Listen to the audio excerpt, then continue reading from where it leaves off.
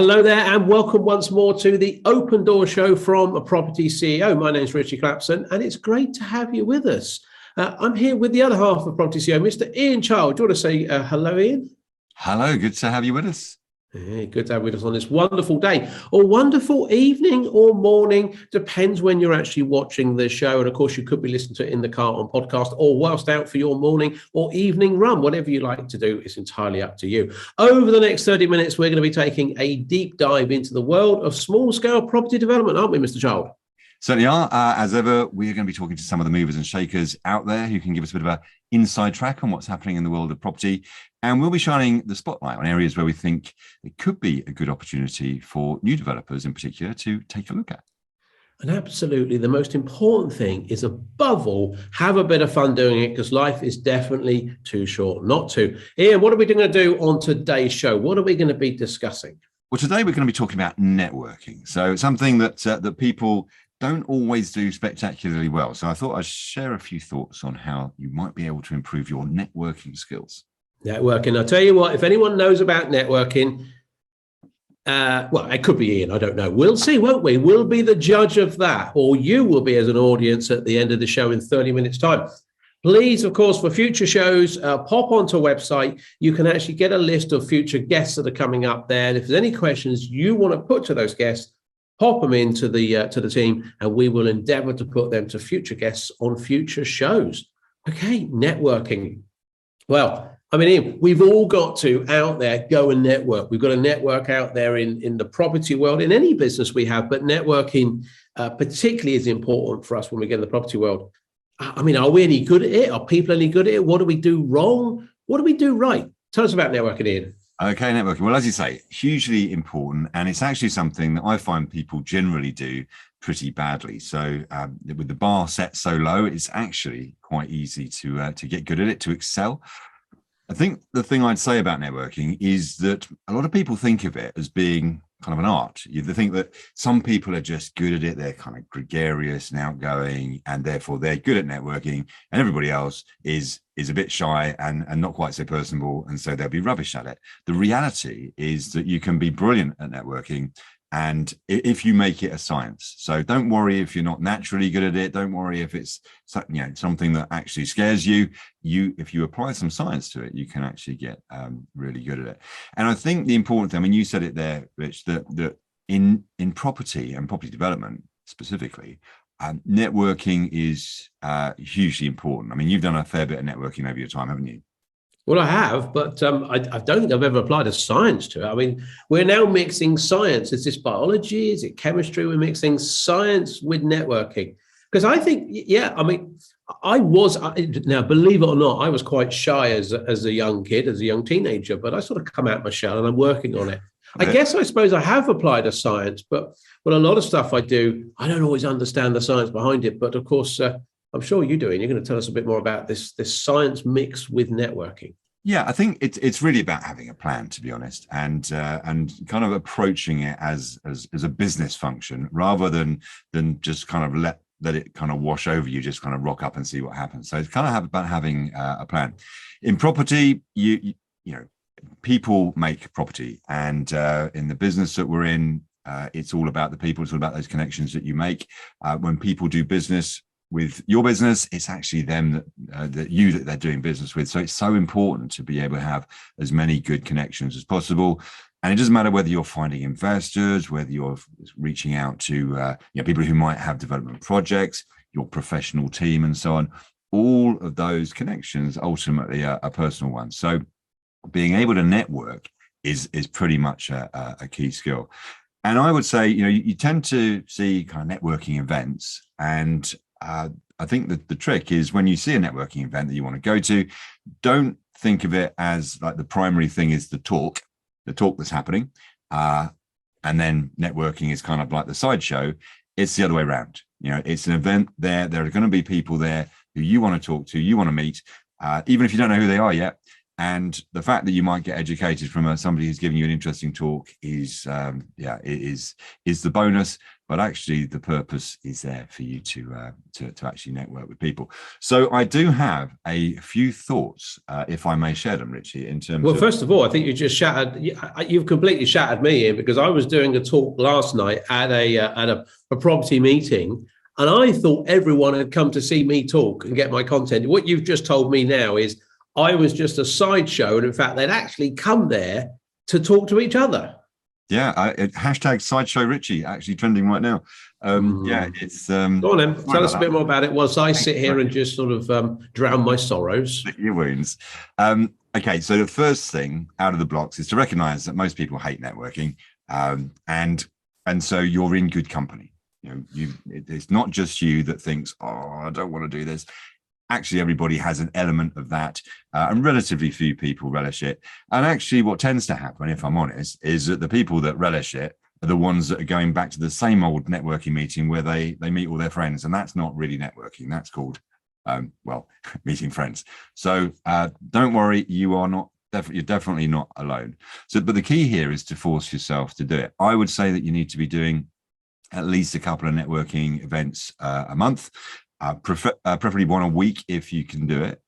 Another great tip, I mean, there are some obvious places where you could look for networking at meetings, and there are events that kind of advertise themselves as networking events.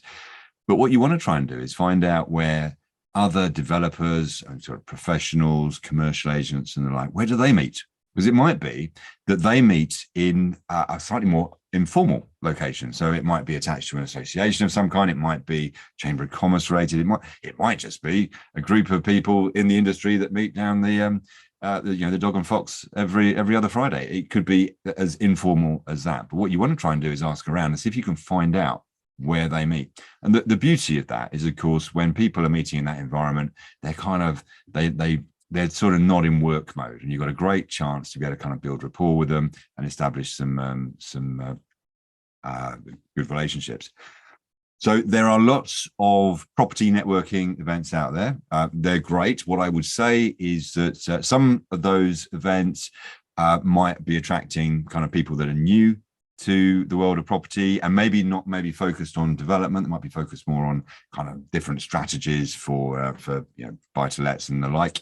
So just be mindful of that. No such thing as bad networking, but what I would say you should also look at is business networking. I think that's in a way the sweet spot, because what we're doing with business networking, you're going to go to a meeting where there are going to be other business owners in the room, and business owners generally, it's a bit of a generalization, but they have two things.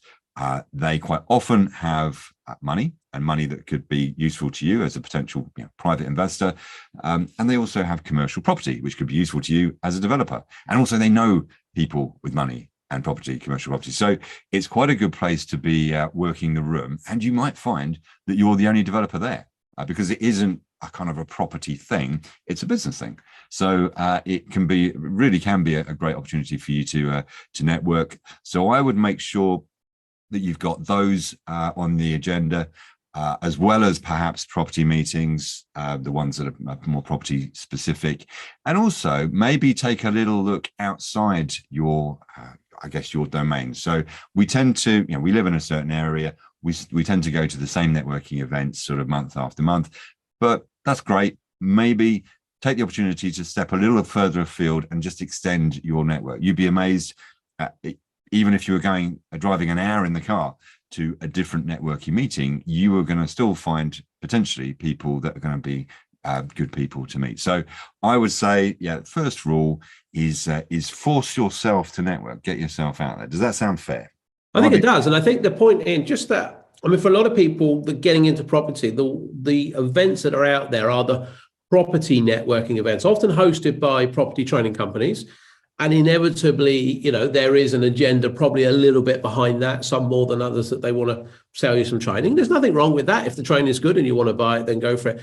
You're not saying dismiss them. You're saying those are good sessions as well. But actually, it's getting out into the business communities, the real property world, that is probably even more important to do.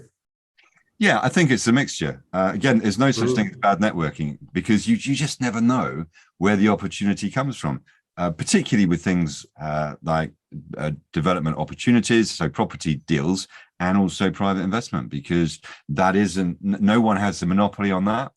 Any individual could have money to invest, and likewise could have a property or know somebody that's got a property that they're looking to dispose of, or they've got an opportunity to talk about. But I think, yeah, your audience is in that business environment. You're kind of cutting out a lot of the competition in many respects, because, you may well find, as I said, you're the only property developer in the room. Okay, so force yourself to network. What's the next thing? I would say also have a plan. This is where it becomes a science rather than an art. There are several types of networker out there, and I suspect you might have bumped into some of them.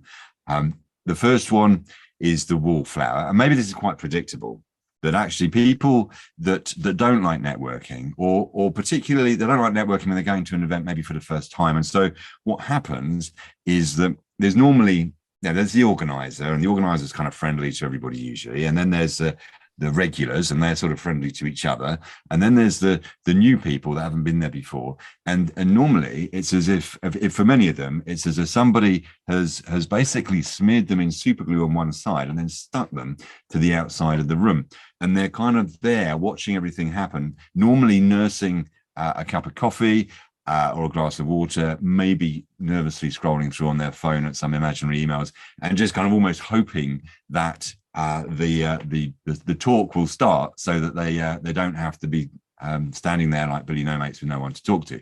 So we don't want to be a wallflower.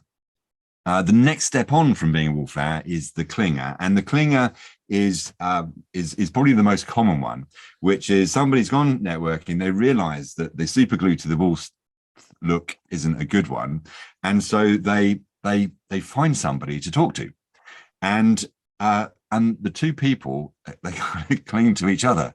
So, and it's like the relief. I'm actually talking to somebody. It's a network meeting, and I'm talking to somebody I haven't met before. This is brilliant. This is wonderful. We could almost exchange business cards at any moment, and the whole thing, it just kind of, you stay talking to the same person for the entire evening. You end up sitting down together, and then at the end of it, you have a cup of coffee, and at the end of it, you've done something better than the wallflower, but you've made one friend, but that isn't really networking either. So that you are going to have to go to an awful lot of networking meetings, probably about 365 a year, if you are going to kind of build up a solid network of contacts, if you're just going to do one contact per meeting. I think isn't that great though? I mean, I like that. I just go out, talk to one person, and I make a real strong relationship with that person. So for me, that's all I want. I don't want to talk to lots of people. Gets a bit much. Well, it's a numbers game. At the end of the day, you might find your perfect, the perfect opportunity talking to somebody, and it's the perfect person. It could be all sorts of wondrous things could happen, but the reality is it's generally a numbers game. At the other end of the scale, though, of that, we have the card collector. So this is somebody who basically judges networking success on the number of business cards that they collect. So if there are 50 people in the meeting, the collector wants to go out and collect a card from all of them. So you'll recognize the collector because you will have about 5 seconds with them. They'll come up, "Hi, I'm Dave. This is what I do. Have you got a business card? Fantastic. See you later." And then that was it. So now Dave has got my business card in his Rolodex or whatever his CRM system of some description on his wallet. What's a Rolodex for those younger members of our audience? I don't know. Wherever you store business cards, a business card wallet, wherever you put your business cards, he now has that. Dave's a bit old-fashioned, to be honest, so that's why I mentioned it. And that's brilliant. But of course, he doesn't have a personal relationship or any rapport with any of them. In fact, most people, when they're asked to recollect Dave, it was all a bit of a blur. It was as if just sort of like you'd been mugged of your business card, because he's gone around so quickly and just kind of done the room. Now, he may be going home feeling quite smug, weighed down by business cards that he will put into his Rolodex or other whatsits are available. But clearly, he hasn't really he hasn't achieved anything really. He's just got a load of business cards. Great for starting fires, absolute rubbish for building rapport or in creating a kind of network that you can leverage. So basically what you want to do is, it kind of sits in the middle, is I would say aim to make between, let's just say, maybe 3 and 6 connections. If you're there for a few hours of an evening, if it's for an evening session, depending on how long you've got. But yeah, what you want to be able to do is to make about that sort of level of connection, because that's enough time to be able to kind of build a bit of rapport and get to know each other a little bit, exchange kind of some pleasantries and work out what each other does. Have a bit of small talk as well, but it's not so long that you're sort of clinging to them for the whole time. And equally, it's not just handing over business cards. So you walk away with, and that should be your target. I'm gonna get 3, 4, 5, 6 business cards and make 6 contacts this evening. Does that sound fair? Yeah, I think interestingly, I had in a consultancy that I worked in, sold my business out, and I worked in this consultancy for a while on an earn-out basis, quite a few years back now, but many years back. We actually had a guy in there, Ian, and he was the card collector, I think was the term you just used, okay? And he did just exactly that. He was a marketing guy. I actually found out, because I said to him, I can't remember his name, but I said to him, why are you always just collecting cards? That's all you seem to want to do. He was a self-employed marketing consultant for the company. He got paid per card that he collected. and that's all he did. He just collected cards. And they obviously all went into a database, and that's how he earned his money. So the card collectors are there. But I do like the 3 to 6. I love the super glue analogy, and I love the fake emails. I mean, I've done it. We've all done that, when we're younger or when we're starting in something, we've all done that. There's a phone, there's something on my phone I need to look at. No, there's not. There's nothing on your phone at all. I love it, Ian. I love it. So part of the plan isn't just kind of like, I'm going to walk away from that session with half a dozen contacts or whatever. It's actually the plan that you put into place when you're there. So you need to get good at this, really. And for those of you that are perhaps of a nervous disposition and feel that this is outside the comfort zone, walking into that room, you need to kind of pretend that you're donning that bulletproof vest before you walk in. It's like an act. It's like a mask that you're putting in, because you need to walk into the room literally feeling like $1 million, feeling like a celebrity walking in there. And you are going to be ultra confident. You're going to go up and talk to people without any problem at all. Ultimately, what your goal is for talking to people, you just want to find out whether people are going to be potentially useful to you. When you find that they're not, you need to, frankly, in a nice way, pass on to the next person as quickly as possible. And so you need to get adept at doing that. Some people are rubbish at it and end up talking to somebody that's completely no use to them whatsoever all evening, because they've been too embarrassed to tell them otherwise, to disengage the conversation. So make sure you practice that. You might see, I've just got to make a phone call, or call a nature, or wave to somebody across the room. But you don't want to be, losing any relationships that way. But equally, just get adept at being able to part company with people once you've worked out perhaps that they're not for you. And for those that are for you, again, don't spend all evening monopolizing their time. Get to a point where you can then hook up. And I would say that the perfect next step, we always talk about the fact that you need 7 points of contact with somebody before they do business with you. Well, the first point of contact with the networking session, let's make the next point of contact maybe going for a coffee. I'll catch up over coffee. And then what you can do is you could then perhaps reach out to them by email or by text or whatever when you get home. You've got their details, and you say, fantastic, really enjoyed meeting you at the networking event last night. Enjoyed a conversation. It would be great to catch up and just chew the fat on a few ideas or a few thoughts or what we discussed, and then arrange to go for a coffee and go on from there. So you don't have to try and do everything and have the whole conversation at one time with at the networking event. You can go on and basically do it beyond that. I think the other thing to do is to make sure when you get home, write on the business card or make some notes on your CRM system, if you've got one, a customer relationship management system, who it was you met and some notes about them. So we tend to think that we will remember what they look like and what they talked about. The reality is that we won't. So what you want to do, particularly when you're going back to the same meeting again, and you might bump into the same people, or there's somebody that you want to go for a coffee with, just make sure that you've made a note of what it was you talked about and some of the other information about them, so that you've kind of got, it just helps build that rapport next time that you're with them. You with me so far? I am. I guess. I'm relating this a bit like sort of speed dating, isn't it? You've got to look at him or her and think, do I like them? Do I find anything in common? Could we make a wonderful couple and have a great family life together? And then you either sort of swipe left or swipe right, whichever way it is, and you go for a second date. That's as simple as that, isn't it? It's certainly one way of looking at it. But yes, no, you're absolutely right. It is exactly like that, pretty much.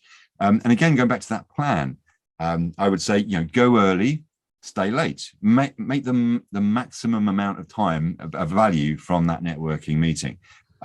Get your body language right. So when I was talking about, the people that are kind of shy, nervous or whatever, and they're sort of almost standoffish, you want to be going into that room bold, confident. It might be just a veneer that you put on for that evening, but that's what you want to go in for.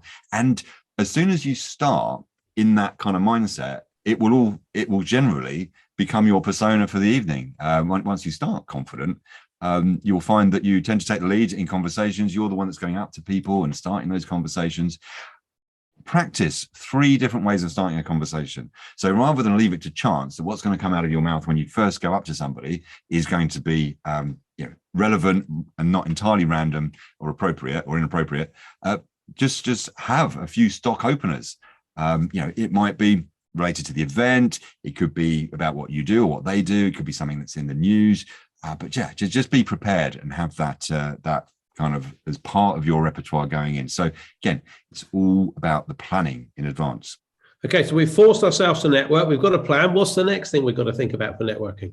I would say you want to be a professional at it. So you've got to be positive. Sometimes you go to network events and then people start talking about negatives. So, have you seen that in the news? Or what about the economy? What about it?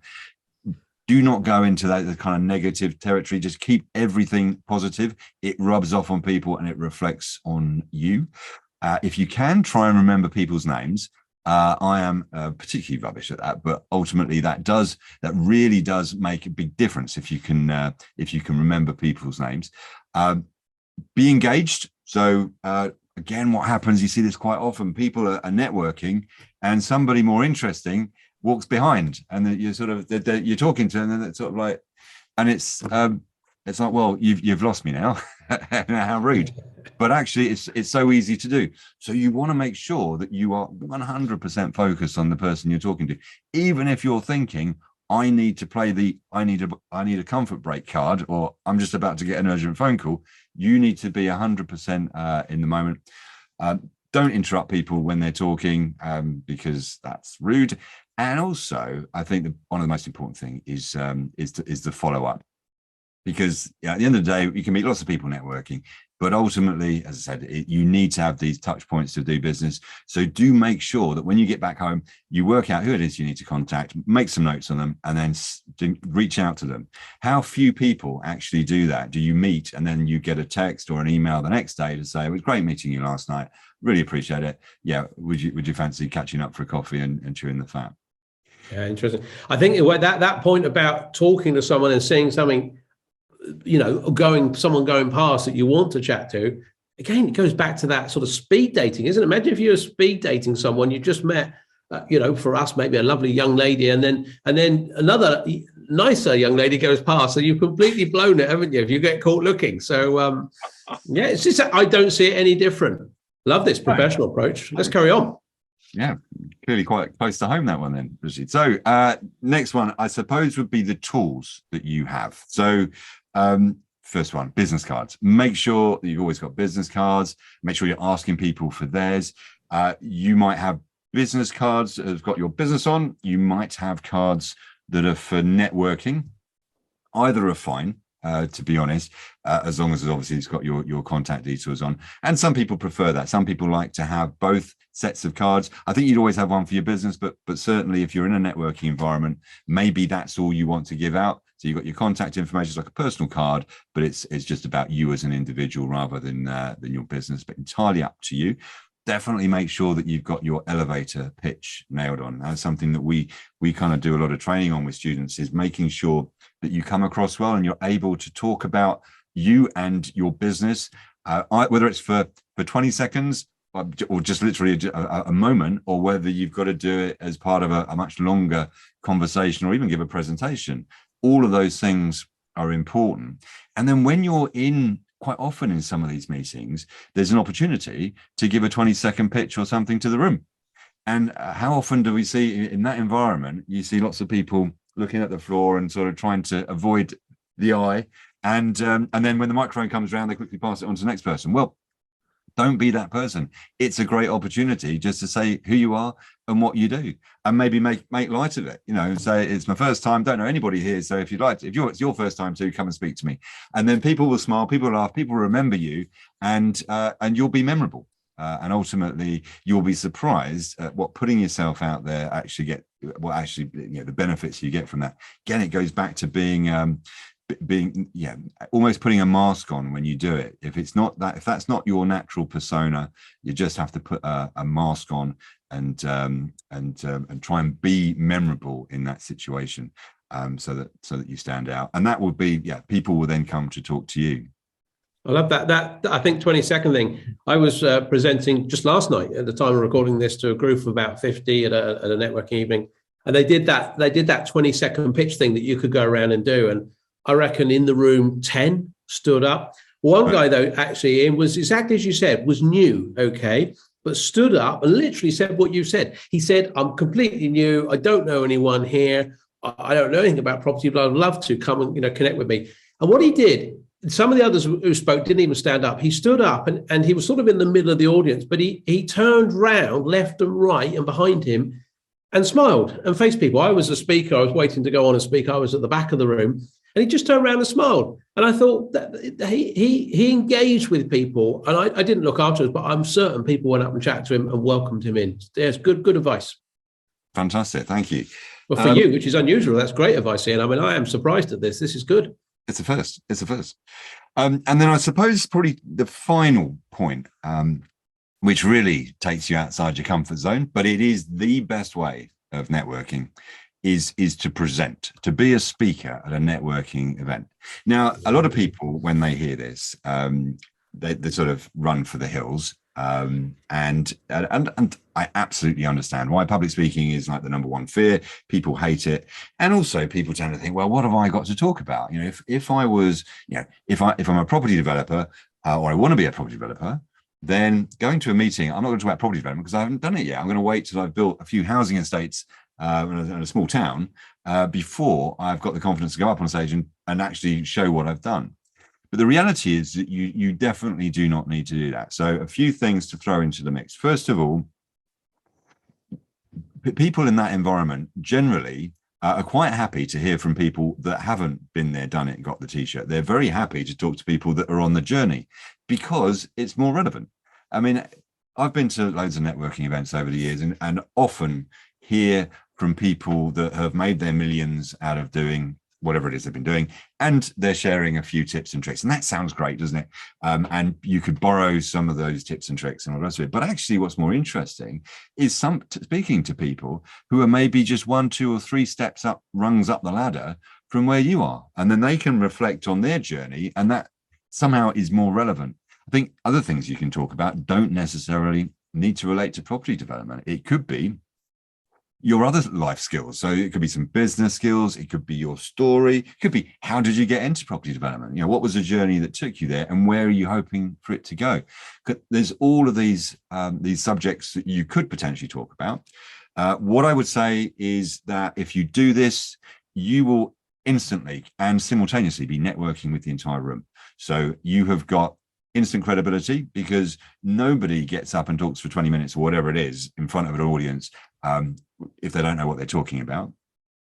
The host will presumably verify this because you obviously have to chat to the host So that in order to become a speaker at that event. And so again, it's people will assume that you're part of the establishment within that kind of community. And of course, you don't then effectively need to be trying to give out business cards to half a dozen people. At the end of the day, everybody in the room knows who you are, and you can put a bit of a call to action in your presentation. Please connect with me if you want to talk about X, Y, and Z. And then all of a sudden, the whole room hears it. So great opportunity for you to really make sure that you've networked the entire room, and you'll get a lot of respect for doing it. I think the other thing that kind of linked to that is, why not take some time to build up a relationship with the host? We know, don't we, Richie, how the networking side of it, running those events, can be hard work. That there's a lot of admin that goes into it. So being somebody, rather than just a guest, but somebody that reaches out and says, well, look, would you like me to help? I'm here early, or I can stay late. If there's stuff that you want doing, I'm very happy to do it. And that then connects you not only with the kind of organization, but it also, I think, gives you a great in to be able to then potentially have a conversation about getting a speaking slot. They clearly are not going to be dishing out speaking slots to simply everybody that asks, but I think with a bit of thought beforehand, you should be able to get in a position where you can do that. And that ultimately, as I said, is probably the ultimate in networking, because you have actually reached out and connected with every single person in the room, and you've spoken to each of them for 20 minutes or so, and that is hugely, hugely powerful. And because very few people do it, it sits way outside most people's comfort zones. If you can do that, you are going to be very much in the minority and get a massive leap up on the competition. I think I remember two specific speakers. One spoke about how he'd started in property, and he failed. It all went drastically wrong. Okay, he'd got some training, it was poor, he'd lost money. And he just told his story. You think, well, that was a failure, but he told his story. And I do know that he was well received in that community for doing that. And then someone else equally, she basically had nothing to do with property, but had a rather interesting backstory of why it brought her to the room that day, and why she wanted to do property, and why it was so important for her. And it was a really powerful backstory. So it was just a story of life, because people like hearing people's stories. And I do recall that particular lady was inundated with people chatting to her afterwards because they resonated with it. So yeah, really, really good stuff. So we sort of came up with sort of 5 tips there, didn't we? So if we had to summarize those 5 tips, what were they called? What was the 5 tips? The 5 tips. Well, I'm testing my memory now. So I think the first thing that I would say is force yourself to do it. So get out of your comfort zone and just all right, I'm going to attend 2, 4, 6, whatever it is a month. I'm just going to put my name down on the list and go to them, including ones that are perhaps slightly outside your area, so you don't get too comfortable. Definitely have a plan. Make sure that this is a system. This is the science behind it. So it is. I've got a business plan for tackling a networking meeting, and this is the results that I'm looking to get. I think also, be a professional about it. Be a professional person when you're at that. And be good at networking. So be outgoing, even if you're not, but put that mask on. Make sure that when you're talking to people that you get all of the body language right, that you're 100% engaged with them, and just deal with it in a professional way. Have the right tools. So that business card and the elevator pitch. Both of those, if you haven't got a business card, that doesn't look good. And equally, the elevator pitch, I hear some pretty poor ones. So practice makes perfect. Don't practice in the networking room. Practice in front of the mirror. Practice in the car. Practice in the shower. Practice with your loved ones. But it should be the real deal when you're in the room.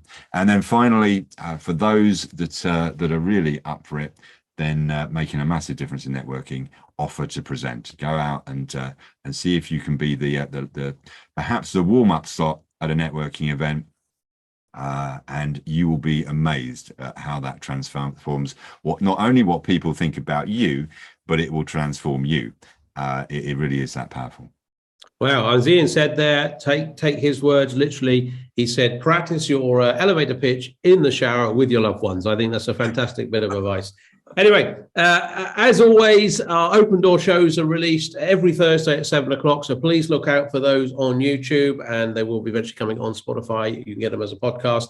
If you are interested in property, if you're trying to dip your toe in the property world and you'd like to understand a little bit more, please come and spend a bit of time with us if you'd like to. It's called a 6-figure roadmap. We have a bit of limited time where this is going to be available. It is a couple of hours webinar that I've put together, and I've just given you a bit of an introduction about how you raise money, how you find deals, how you can build a team, how you can get taken seriously in property development.